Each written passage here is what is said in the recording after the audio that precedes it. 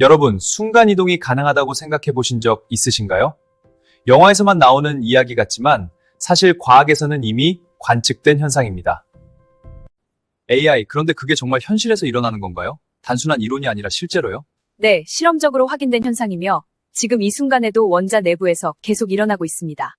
그럼 정확히 뭐가 움직이는 건지부터 이해하겠네요. 전자라고 하셨죠? 네, 전자는 원자핵 주위에 존재하는 아주 작은 입자로 양자도약의 주인공입니다. 우리는 보통 전자가 궤도를 따라 움직인다고 배우잖아요. 행성처럼요. 고전적인 설명은 그렇지만 실제로 전자는 특정 위치를 점프하며 존재합니다. 전자 일렉트론은 핵 뉴클리어스 주위의 두 위치 사이에서 경로 없이 즉시 이동하며 깜빡입니다. 이것은 양자 물리학의 특성인 순간적인 불운속적인 움직임을 관찰할 수 있습니다. 원자 모형의 고전적 설명입니다. 중앙에 양성자와 중성자로 이루어진 핵이 있습니다. 전자는 이 원형 경로를 따라 핵 주위를 공전합니다. 이것이 고전적인 원자 모형입니다. 궤도를 돌던 전자가 사라집니다. 그리고 새로운 위치에 즉시 나타납니다. 이것이 양자 도약입니다. 점프한다는 게 아직도 잘 감이 안 와요. 움직이는 게 아니라는 건가요? 네. 연속적으로 이동하는 것이 아니라 한 상태에서 다른 상태로 즉시 변화합니다. 그러니까 중간 과정이 전혀 없다는 말이네요? 지나가는 과정 없이 바로 도착? 맞습니다. 중간 위치는 존재하지 않고 시작과 끝만 존재하죠. 이건 직관적으로 너무 이상한데요. 현실 세계랑 완전히 다르네요. 양자 세계는 우리가 경험하는 일상과 전혀 다른 규칙을 따릅니다. 전자가 이 지점에서 사라집니다. 그리고 이 지점에 중간 상태 없이 즉시 나타납니다. 전자 에너지 준위는 양자화되어 있습니다. 전자는 낮은 에너지 준위에서 높은 에너지 준위로 순간적으로 이동할 수 있습니다. 이 애니메이션에서 전자가 순간적으로 도약하는 것을 볼 수 있습니다. 좀 더 쉽게 이해할 수 있는 비유가 있을까요? 계단을 떠올려 보세요. 우리는 계단을 하나씩 밟지만 전자는 계단 사이를 건너뜹니다. 그럼 1층에서 2층이 아니라 1층에서 3층으로 바로 이동하는 느낌인가요? 네. 가능한 층만 존재하고 그 사이에는 머무를 수 없습니다. 그럼 왜 그런 점프가 일어나는 거죠? 이유가 있어야 할 것 같은데요. 그 원인은 에너지입니다. 전자가 에너지를 흡수하면 상태가 바뀝니다. 들어오는 에너지파가 전자와 충돌하면 전자는 즉시 위로 점프합니다. 이것은 전자가 에너지를 흡수하여 더 높은 에너지 준위로 이동하는 것을 의미합니다. 에너지를 받으면 더 높은 상태로 간다는 거군요. 맞습니다. 더 높은 에너지 준위로 순간적으로 이동합니다. 그럼 다시 원래 상태로 돌아올 수도 있나요? 네. 그리고 그 과정에서 매우 중요한 일이 일어납니다. 중요한 일이라면 구체적으로 어떤 건가요? 전자가 내려오면서 에너지를 빛의 형태로 방출합니다. 전자기 고에너지 준위에서 저에너지 준위로 떨어집니다. 이 전이 과정에서 빛의 광자가 방출됩니다. 이 애니메이션은 원자에서 전자가 낮은 에너지 준위로 떨어질 때 광자가 방출되는 과정을 보여줍니다. 광자는 빛의 작은 입자로 전자가 에너지를 빛폭발이 방출됩니다. 잠깐만요. 그러면 우리가 보는 빛이 거기서 나온다고요? 네. 빛은 바로 전자의 양자도약에서부터 시작됩니다. 그럼 형광등이나 LED 같은 것도 같은 원리인가요? 맞습니다. 일상에서 사용하는 거의 모든 빛이 이 원리를 기반으로 합니다. 별빛도 그렇다는 건가요? 우주에서 오는 빛까지요? 네. 태양과 별에서 나오는 빛 역시 전자의 양자도약 결과입니다. 그럼 우리가 보는 색깔도 이와 관련이 있겠네요? 정확합니다. 전자가 방출하는 빛의 에너지에 따라 색이 결정됩니다.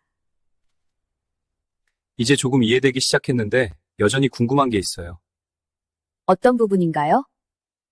왜 중간 상태는 절대 존재할 수 없는 건가요?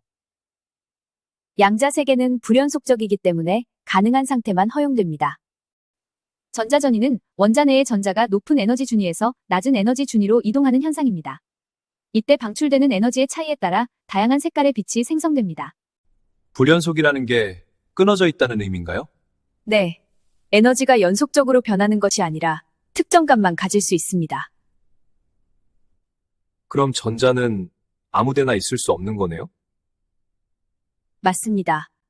정해진 에너지 상태에만 존재할 수 있습니다. 그럼 전자의 위치는 정확히 알 수 있는 건가요? 아닙니다. 전자의 위치는 확률적으로만 표현됩니다. 불연속적인 에너지 준위는 분리되어 있으며 그들 사이에 연결이 없습니다. 이것은 양자역학의 기본 개념으로 에너지가 특정한 값만 가질 수 있음을 나타줍니다. 입자 하나가 에너지 준위 사이에 존재하려 합니다. 하지만 이것은 불가능한 상태입니다. 그 입자는 결국 희미해지며 사라집니다. 전자 확률 구름은 원자핵 주변에서 전자가 발견될 수 있는 위치를 보여주는 흐릿한 분포입니다. 전자는 고전적인 궤도를 따르지 않고 이 구름처럼 퍼져 있는 상태로 존재합니다. 확률이라니요? 정확한 위치가 없다는 건가요? 측정하기 전까지는 특정 위치에 있다고 말할 수 없습니다. 그럼 전자의 존재 자체가 불확실한 건가요? 그렇습니다. 이것이 양자역학의 핵심 특징 중 하나입니다. 이건 정말 우리가 아는 현실과는 완전히 다르네요. 그래서 양자물리는 직관과 충돌하는 과학이라고 불립니다. 이 시각화는 원자 주변의 전자 확률 밀도를 보여줍니다. 중앙의 흰색 점은 원자 핵을 나타냅니다. 주변의 색상 구름은 전자가 발견될 확률을 높은 확률, 파란색은 낮은 확률입니다. 그런데 이런 현상을 실제로 어떻게 확인하죠? 직접 보는 것은 어렵지만 에너지 변화와 빛을 통해 측정할 수 있습니다. 결과를 통해 추론하는 방식이군요. 네, 간접적으로 그렇지만 매우 정확하게 확인할 수 있습니다. 그럼 이 원리가 현대 기술에도 적용되고 있나요? 물론입니다. 현대 전자기술의 핵심 기반 중 하나입니다. 예를 들면 어떤 기술들이 있죠? 레이저, 반도체, 디스플레이, 그리고 스마트폰까지 포함됩니다. 그럼 우리가 매일 쓰는 스마트폰도 결국 양자도약 덕분이라는 말이네요? 그렇습니다. 반도체 내부에서 전자의 상태 변화가 정보를 처리하는 핵심 원리입니다. 우리가 아무 생각 없이 쓰는 기술이 이렇게 복잡한 원리 위에 있다는 게 놀랍네요. 보이지 않을 뿐 가장 작은 세계가 가장 큰 영향을 주고 있습니다. 레이저도 양자도약과 관련이 있다고 하셨죠? 네.